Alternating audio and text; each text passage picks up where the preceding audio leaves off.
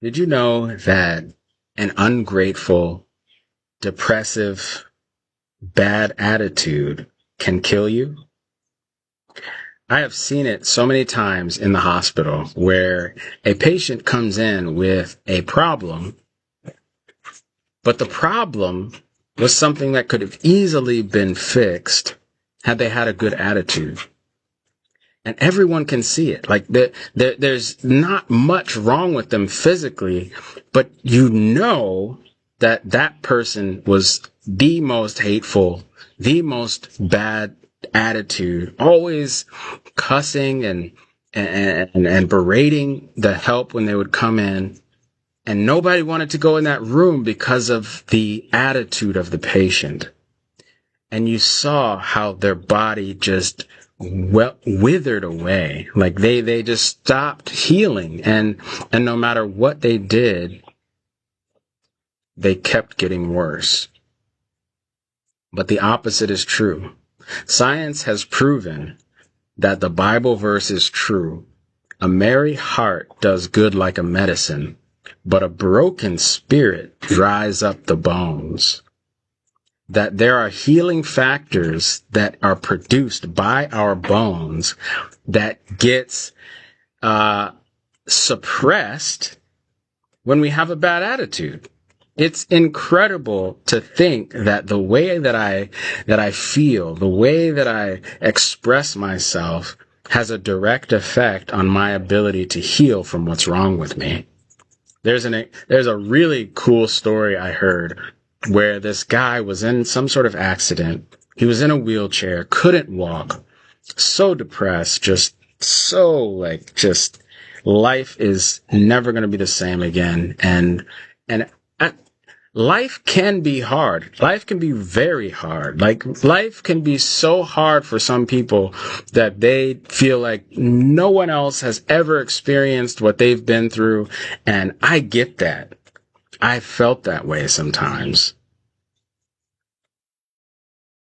But there's always something that you can be thankful for. So this guy was in a wheelchair and he didn't know what to do. Doctors were pretty much done with him, and they were like, this is you for the rest of your life. Well, there was a teacher that taught this idea of giving thanks and being thankful and being grateful and having a good attitude.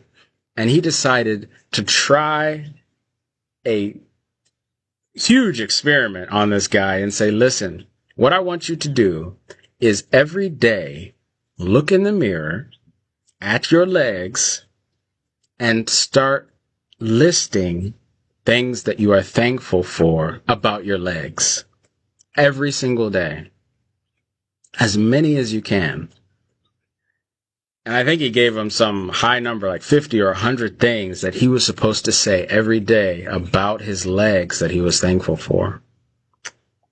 That man started to move his legs. That man got up out of his wheelchair one day and started to walk, simply because he spoke thankfulness to his legs.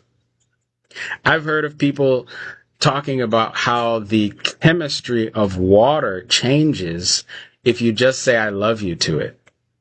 I've heard of people saying how plants grow differently when you speak kindness to them versus if you were to speak negative things to them.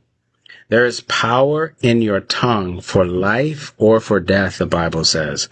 And so when you, day after day after day, are complaining, having a bad attitude, tearing people down, just being upset because you've been so hurt, unforgiveness, just that man did such and such to me. I am never going to forgive him. I'm going to hold on to this thing for the rest of my life. I hope he burns. I hope. Those are the things that begin to wear on your system and tear you down. This is about you. This is about your journey to health. And you are making your journey difficult with your tongue. So I encourage you today to change that narrative, to change the way that you speak by being grateful for just one thing. I know that you can find one thing. If you're watching me, you have eyes. You can be thankful for that. You can hear what I'm saying. Be thankful for that. Because there are people that would give everything for just one more day of sight, or one more day to hear, or one more day to walk on 2 feet. So I know that you can come up with one thing to be thankful for today. And what's crazy is that you immediately feel the results. That change, that switch. And no, you don't have to feel it before you do it. Feelings never come first. Feelings never come first.